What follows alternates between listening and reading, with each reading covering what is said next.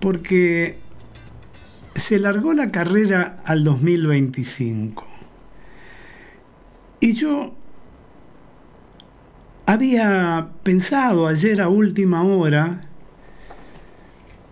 en esto precisamente, en que se había alargado la carrera para el 2025 y sin embargo, y también en que habíamos tenido una semana realmente compleja desde todo punto de vista, fundamentalmente desde lo económico, desde lo financiero, para nuestro país, y bueno, y todo lo que ya conocemos, ¿no?, de lo sucedido y lo que sigue sucediendo en Venezuela. Pero, ¿sabes qué? Cuando pensás que tenés las cuentas más o menos ordenadas, ¡zas!, viene alguien en el mundo y, como suelen decir, estornuda, y nosotros nos volvemos a resfriar. Argentina sufre el pánico global.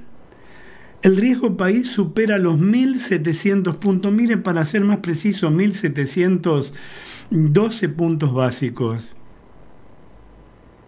Y las acciones caen hasta un 7% en New York.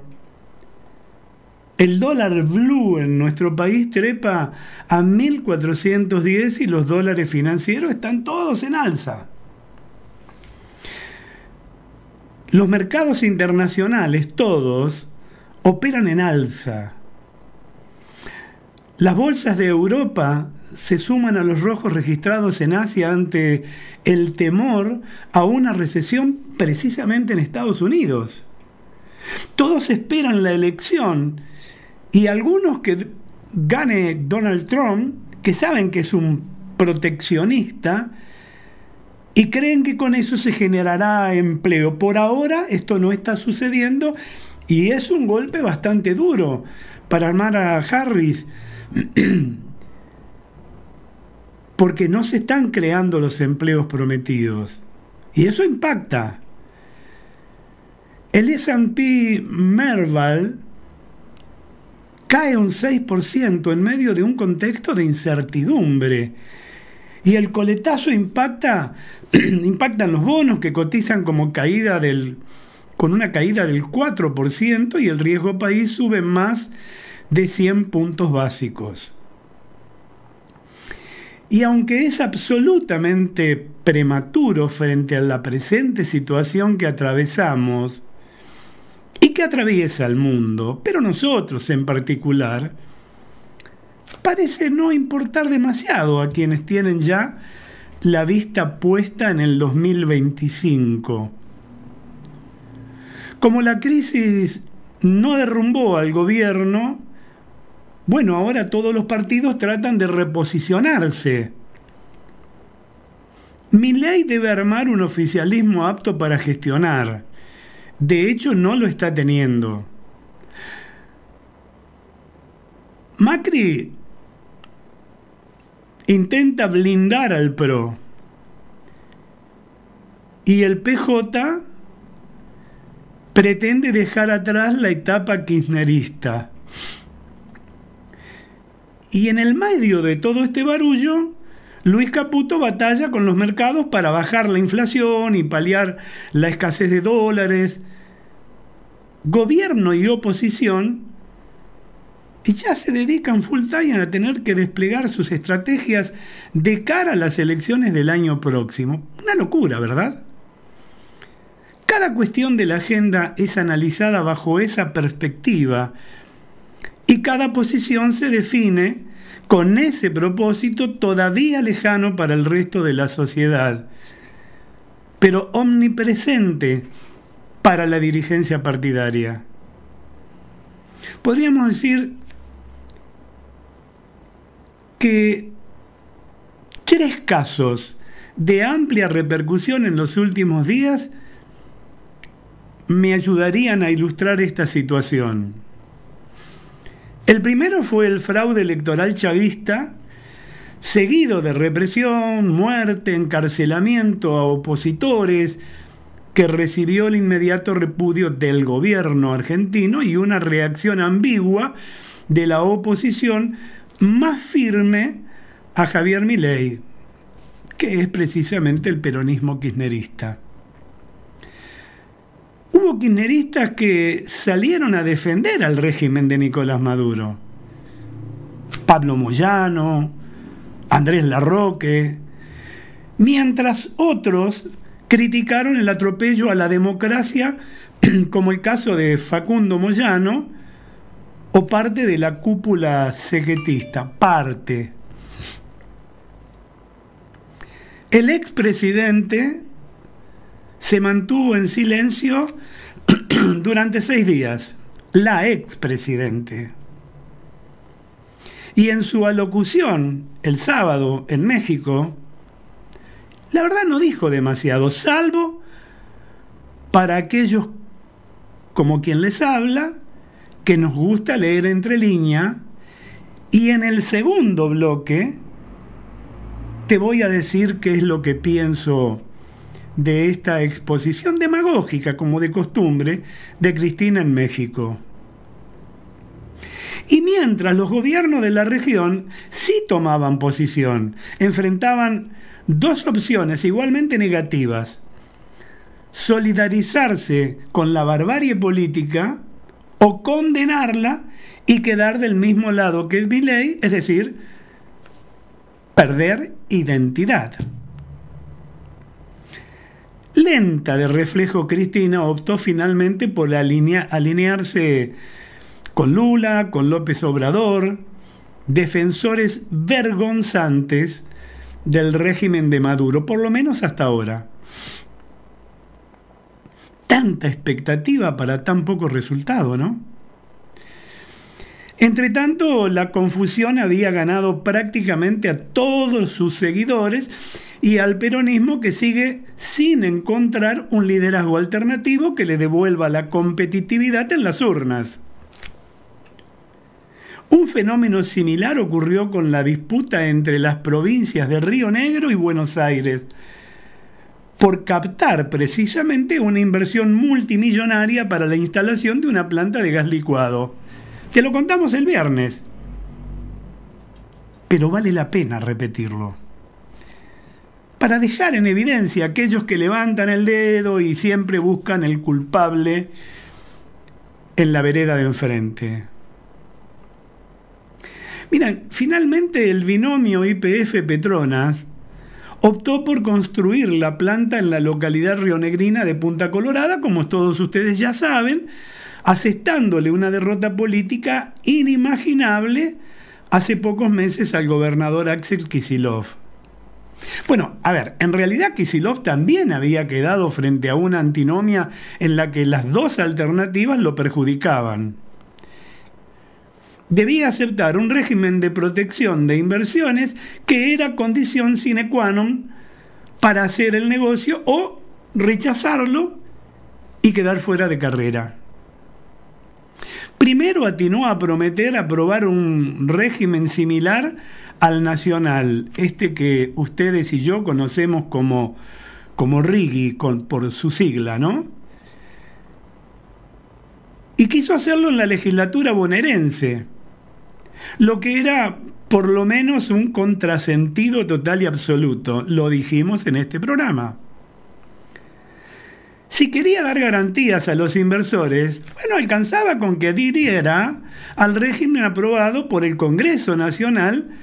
Si, en cambio, reducía los beneficios, los inversores irían a Río Negro. Esto es tan sencillo. El proyecto provincial nunca apareció y, como no podía seguir demorando la decisión, se le ocurrió decir que el RIGI nacional aprobado por el Congreso ya tenía vigencia legal en su provincia.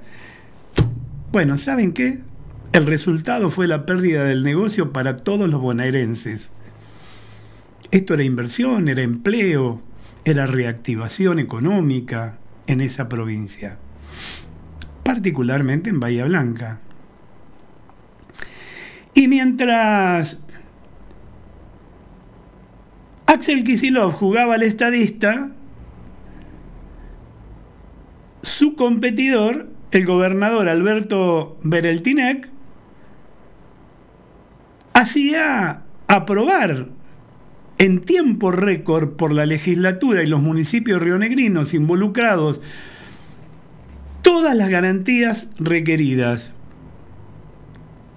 como te contamos la semana pasada, adhiriendo al régimen aprobado en el Congreso. Y a la hora de repartir culpas, bueno, Kicillof se autoabsolvió y apuntó contra Milei. Es la típica kirchnerista. Yo no fui. ¿Quién fue? Yo. Es el otro. Acusándolo además a Milei de vengarse de Buenos Aires por haber perdido las elecciones del año pasado en ese distrito. El intendente de Bahía Blanca, perteneciente a la Cámpora, claro que en privado, porque aquí nadie se anima, ¿no?, culpó a Kicillof.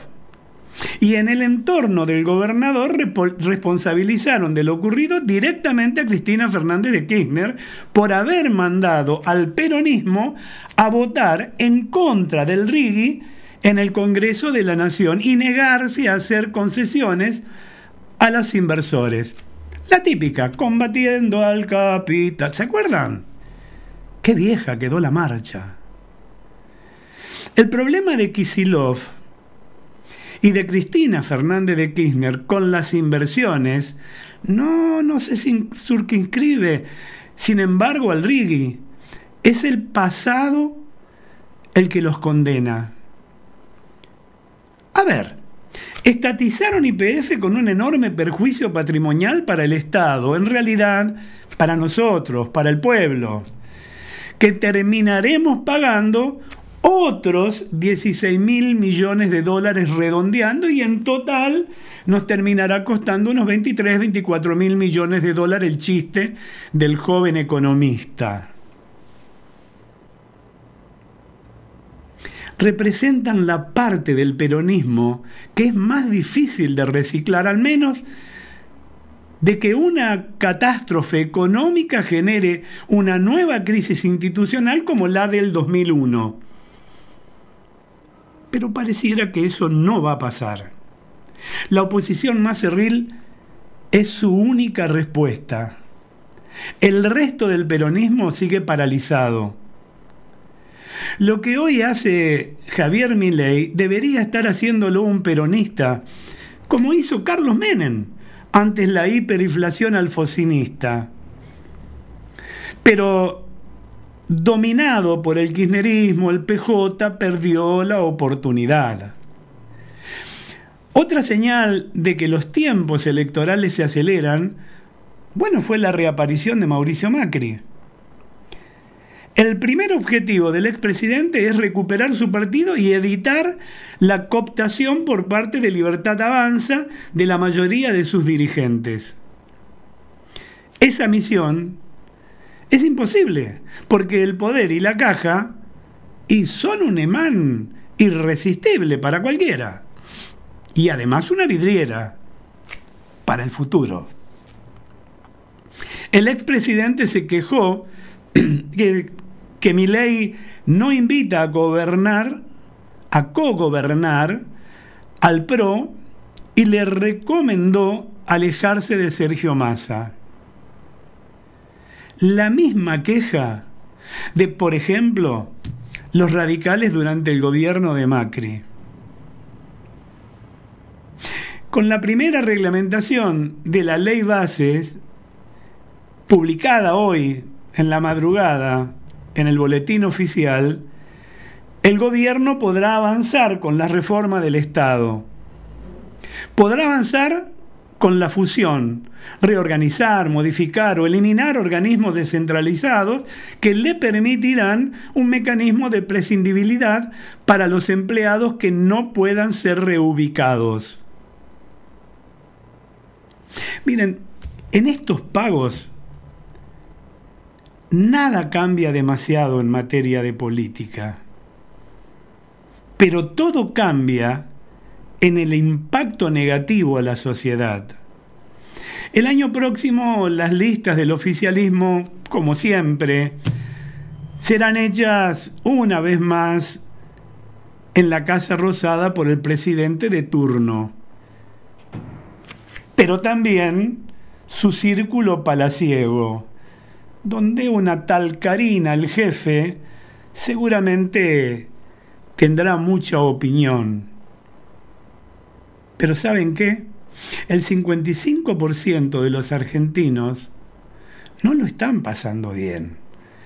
Están sumergidos en una pobreza casi indigna. Es necesario que oficialistas y opositores posen sus ojos sobre las elecciones de medio término del 2025. Y yo creo que claramente no.